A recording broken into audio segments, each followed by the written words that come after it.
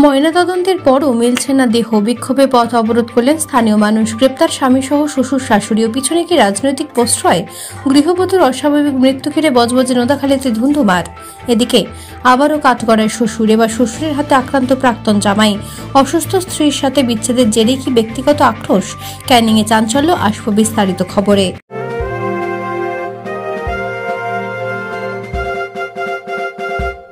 রামকৃষ্ণ বজবজ বিভাগীয় বস্ত্র বিপণী, বজবজ কলেজের সামনে। বৃহত্তর বজবজে পরিবার সহ বসে খাবার মতো একমাত্র শীততাপ রেস্টুরেন্ট কলাপাতা। দেশি বিদেশি খাবারের জন্য অবশ্যই আসুন কলাপাতা। হোম ডেলিভারি ব্যবস্থা। বজবজ 2 নম্বর ব্লকের নোদাখালীর মিস্ত্রিপাড়ায় এক গৃহবধূকে পিটিয়ে খুনের অভিযোগ ও স্থানীয়দের বিক্ষোভে শেষমেশ অভিযুক্তদের গ্রেপ্তারে বাধ্য হল পুলিশ। স্থানীয়দের দাবি ছিল স্বামী ও শ্বশুরবাড়ির লোকজনেরাই ওই গৃহবধূকে পিটিয়ে খুন করেছে, কিন্তু ময়নাতদন্তের পরও তার দেহ হাতে না পাওয়ায় বাঁশ দিয়ে রাস্তা আটকে ডোঙারিয়ার পথ অবরোধে নামলেন স্থানীয় মানুষ। ঘটনাচক্রে হাওড়ার জগৎবল্লভপুরের বাসিন্দা বছর 24-এর আমিরসা বিবির একটি দ্বিতীয় বিয়ে। বর্তমান স্বামী তৌফিক মল্লিক দর্জির কাজ করেন। স্থানীয়দের অভিযোগ, বিয়ের পর থেকেই চলত পারিবারিক অশান্তি। পরিবারের অমতে বিয়ে করায় গৃহবধূর পরিবার তার সঙ্গে কোনো সম্পর্কই রাখেনি। গত রবিবার সকালে ওই গৃহবধূকে অসুস্থ অবস্থায় তার শ্বশুরবাড়ির লোকেরা চিকিৎসার জন্য প্রথমে হাসপাতাল এবং পরে বেসরকারি নার্সিংহোমে নিয়ে গেলে চিকিৎসকরা তাকে মৃত বলে ঘোষণা করেন। মৃত্যুর খবর চাউর হতেই গ্রামের লোকে তৌফিকের ঘরবাড়ি ভাঙচুর শুরু করে। ঘটনাস্থলে পৌঁছয় বিড়লাপুর ফাঁড়ির বিশাল পুলিশ বাহিনী। পরে শ্বশুর শাশুড়িকে ঘটনাস্থল থেকে আটক করে ফাঁড়িতে নিয়ে আসা হলেও তার স্বামী পালিয়ে যায়। পুলিশ দেহটি উদ্ধার করে ময়নাতদন্তের জন্য পাঠালে ওই বধূর বাপের বাড়ির লোকেরা দেহ নিতে অস্বীকার করায় পুরো ঘটনায় রহস্যের গন্ধ পান। মৃতদেহ হস্তান্তরের দাবিতে গতকাল দুপুর থেকে রাস্তায় টায়ার জ্বালিয়ে বাঁশ বেঁধে ডোঙারিয়ার পথ অবরোধ শুরু করে বিক্ষুব্ধ মানুষ। স্থানীয়দের অভিযোগ, তৌফিকের কাকা আব্বাস মল্লিক স্থানীয় পঞ্চায়েতের তৃণমূল সদস্য হওয়ায় প্রভাব খাটিয়ে এই ঘটনা ঘটাচ্ছেন। পাশাপাশি পুলিশের ভূমিকায় প্রশাসনের একাংশের বিরুদ্ধেও ক্ষোভ উগরে দেন স্থানীয়রা। অপ্রীতিকর পরিস্থিতির মোকাবিলায় ঘটনাস্থলে পৌঁছয় নোদাখালী এবং বিড়লাপুর ফাঁড়ির বিশাল পুলিশ বাহিনী। পুলিশের হাতে গ্রেপ্তার মৃতা স্বামীর তৌফিক, শ্বশুর আনিসুল ও শাশুড়ি তনুজা বিবি।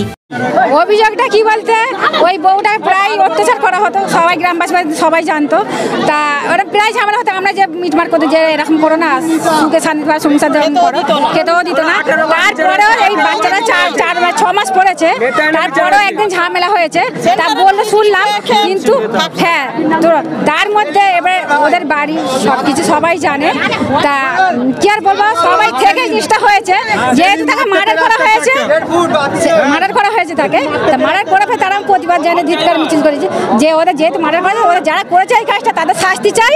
হ্যাঁ, আর যা মেয়েটা আমরা প্রতিবাদ করছি, লাশটাকে আমরা দাফন করছি। প্রশাসন বলছে দাফন হয়ে গেছে, কিন্তু সেখানে খবর এসেছে দাফন হয় না। এখানে প্রশাসন সমেত সাপোর্ট আছে, পার্টি সমেত, প্রশাসন সমেত। অভিযোগটা হচ্ছে আমাদের পাড়া মিস্ত্রি পাড়া, আমাদের সদস্য আফসার, ওনার বউ, ওনার বাড়ির বউ, ভাইপো বউ, ওনার পিটিয়ে মেরে ফেলেছে। ওনার লাশ নিয়ে গেছে পুলিশ পোস্টমর্টম করে, বলছে যে আজ 3 দিন হয়ে গেছে, বলছে যে লাশের বাবা মা নেই বলে বডি দেওয়া যাবে না। তাহলে বাবা মা নেই, কিন্তু শ্বশুর শাশুড়ি আছে তো বর্তমানে, তাহলে উনার শ্বশুর শাশুড়ি হচ্ছে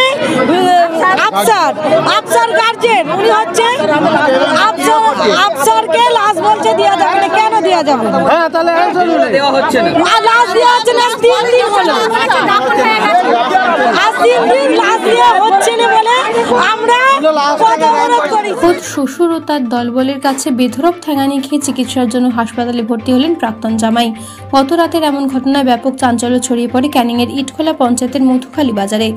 গুরুতর জখম অবস্থায় বর্তমানে ক্যানিং মহকুমা হাসপাতালে চিকিৎসাধীন রয়েছেন প্রাক্তন জামাই লালচাঁদ মীর। ইতিমধ্যে ঘটনার বিষয়ে জানিয়ে থানায় অভিযোগ দায়ের করেছেন আক্রান্ত পরিবার। তদন্ত শুরু করেছে পুলিশ। স্থানীয় সূত্রে জানা গেছে, প্রায় 1 বছর আগে লালচাঁদের সাথে স্থানীয় সন্দেশখালীর বাসিন্দা হাবিবার বিয়ে হয়। বিয়ের পর হাবিবার শরীরে নানান ধরনের শারীরিক সমস্যা দেখা দেওয়ায় দুই পরিবারের সম্মতিতে গত 6 মাস আগে বিচ্ছেদ হয় লালচাঁদ ও হাবিবার। মঙ্গলবার সন্ধ্যায় স্থানীয় বাজারে যাচ্ছিলেন লালচাঁদ। অভিযোগ, সেই সময় তার প্রাক্তন শ্বশুর হাফিজুল ঘরামি ও তার দলবল তাকে জোর করে তুলে নিয়ে গিয়ে বাজারের পাশে তাকে বেধড়ক মারধর করে। আক্রান্তের পরিবারের সদস্যরা ঘটনার কথা জানতে পেরে লালচাঁদকে গুরুতর জখম অবস্থায় উদ্ধার করে তড়িঘড়ি চিকিৎসার জন্য ক্যানিং মহকুমা হাসপাতালে নিয়ে যায়। সেখানেই আশঙ্কাজনক অবস্থায় চিকিৎসাধীন রয়েছেন আক্রান্ত। আক্রান্তের পরিবারের অভিযোগ, ইডি ফোর্স মন থেকে মেনে নিতে পারেননি হাবিবার বাবা হাফিজুল, তাই লালচাঁদের উপর চড়াও হন তিনি। ছিল অনেক মেয়েটার অনেক সমস্যা ছিল, সেই কারণে নেমরার বলো আমাদের গ্রাম প্রতিবেশী সবাইকে জানিয়ে ডিভোর্স করানো আছে, কোর্ট ডিভোর্স করানো আছে। সে কাগজ আমার কাছে রয়েছে, আমি নিয়ে এসেছি। কোর্ট থেকে ডিভোর্স দেওয়ানো হয়েছে। হওয়ার পরে ওকে বাজারে নিয়ে গিয়ে আজকে বাজারে ছিল, ও বাজার করছিল। এখন তিনজন এসে ওকে উঁচিয়ে নিয়ে গিয়ে ফাঁকা জায়গায় নিয়ে গেছে, তুলে নিয়ে গেছে। তুলে নিয়ে গিয়ে ফাঁকা জায়গায় নিয়ে গিয়ে সেখানটা আরও 8-9 জন ছিল, তারা ওকে ধরে অতিরিক্ত হারে মারবে। হাফিজুল ঘোরাবি ওর নেতৃত্বে মারধর হয়েছে। ওরই নেতৃত্বে। ও বাজারে ঘুরছিল, আমি দেখেছি। আমাকেও নাকি মারো বলে ঘুরছিল, সেটাও আমাকে ফোন করে বলেছে। বলার সঙ্গে তার আগে ওকে মেরে নিয়েছে। নেপথ্য ভাষ্যে ডোনা জানার সঙ্গে বজবজ থেকে ঋত্বিকা দাস ও ক্যানিং থেকে সুভাষ চন্দ্র দাসের রিপোর্ট, বার্তা এখন।